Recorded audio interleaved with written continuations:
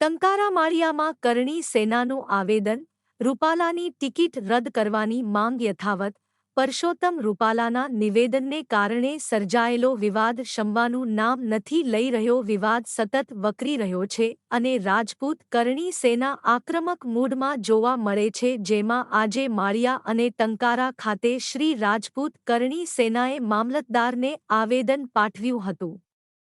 શ્રી રાજપૂત કરણી સેનાએ આવેદન આપી જણાવ્યું હતું કે કેન્દ્રીય મંત્રી પરસોત્તમ રૂપાલાએ રાજકોટ ખાતે જાહેર સભામાં ક્ષત્રિય સમાજ વિરુદ્ધ ટિપ્પણી કરી હતી, જેથી સમાજની લાગણી દુભાઈ છે. પરસોત્તમ રૂપાલાએ દેશના રાજા મહારાજા અને તેની દીકરીઓ અને મહિલાઓ વિરુદ્ધ ભાષણ કરી સમાજની લાગણી દુભાવી છે, જેથી સમાજને આઘાત લાગ્યો છે, જેથી પરસોત્તમ રૂપાલાની લોકસભા ટિકિટ તાત્કાલિક અસરથી રદ કરાવવા અને તમામ પોલીસ સ્ટેશનમાં તેમના વિરુદ્ધ ફરિયાદ દાખલ કરવા અને ચૂંટણી પંચ સમક્ષ પણ તેઓ વિરુદ્ધ ફરિયાદ દાખલ કરાવવા ક્ષત્રિય સમાજની માંગ છે. તાત્કાલિક અસરથી પગલાં ભરવા માંગ કરવામાં આવી છે.